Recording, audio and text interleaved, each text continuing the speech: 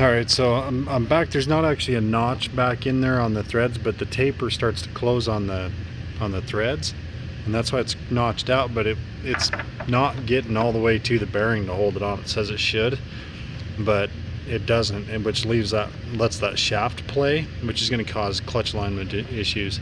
So I don't know exactly what's going on there, but I went ahead and put the spacer and the snap ring back on so that secondary clutch cannot move.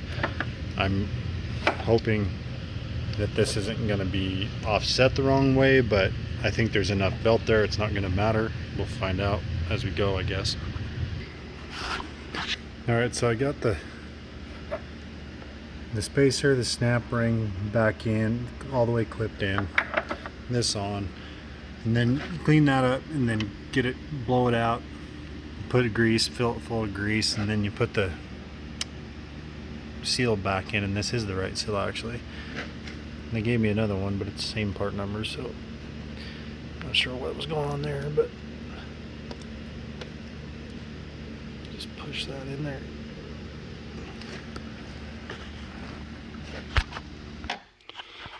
So actually that seal, same part number, doesn't work. It would not go in there, so I got the other one in, cleaned it all up.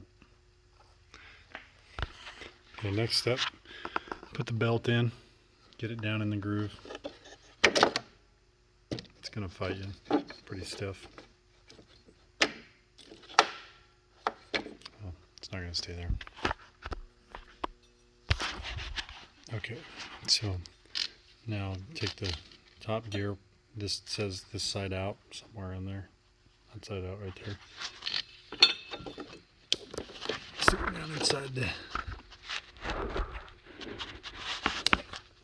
and this can be tight sometimes.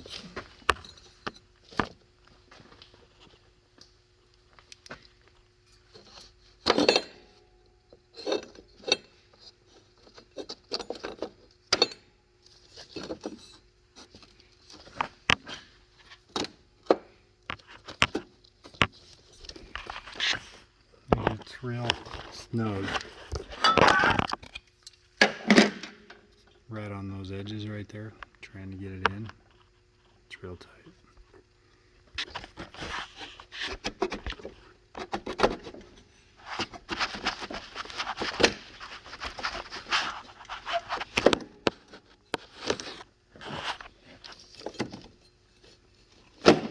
There it goes.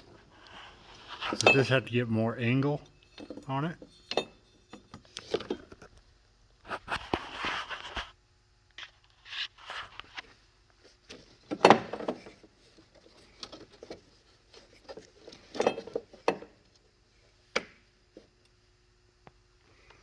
Gotta watch it, it keeps wanting to jump over the outer parts. So now I'll put the center hub in the bottom. Okay, now I've got that in there, the hub in. It says use a snap ring back on that, but I don't see how that's going to get on there. There's just simply not enough room unless I can move the entire shaft outward. But right now that hub is bottomed out on the bearing. I don't know that it has to, well, I'm not sure what's going on there, so I got to figure that out too. I'm going to go ahead and put the bolts in with some blue Loctite on them. There is a little gap there, so maybe once I close that gap it'll solve that issue and get that snap ring back on there. Okay, so in order to get to where I get that snap ring back on there, it just was not giving me clearance at first. So I had to actually put a strap down here and pull the axle over out more, and then and now it's starting to show enough clearance so I can put that snap ring back on. Alright, I got it pulled over and got the snap ring back on there. Had to pull pretty hard on it, but got it done. Then the bolts down here, I put just a touch of red Loctite on them, 20 foot-pounds of torque.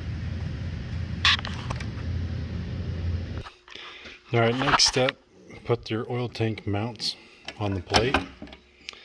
Let's see how the bolts go through the back side.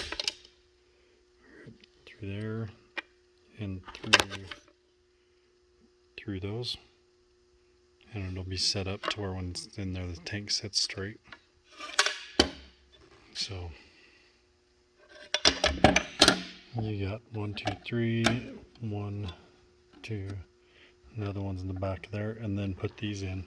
And these are what your oil tank stops on the bottom of each one, there and there. And now we'll take this and put it on the sled.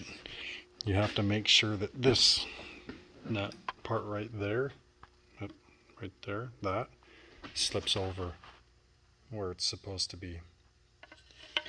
So as you put it on, you slip that on, make sure the belt's on the right side of the tensioner pulley, all that good stuff. Excuse me. This, I think actually, this here, I think actually goes over here. Okay, you can see, maybe you can see where the tensioner slips over that, and then it goes in place, and you'll reattach the screws with 10 foot-pounds. Alright, I've got all the exterior bolts in and tight, and then put your tensioner bolt in with the lock nut on it right there, and then run it in. Start to tighten up the bolt. There's nice little 1/8" marks right here, so you know what to set it at. Okay, so you should have, you install it first with 1/4 inch of movement. So I think I'm a little tight here, maybe not, but you want about 1/4, because when it's hot you want about 1/8, but cold, this case is magnesium, so as it heats up it's going to expand and actually get tighter. Okay, so I got about it to where it moves about 1/4 right here. Might have tightened up a little bit on me.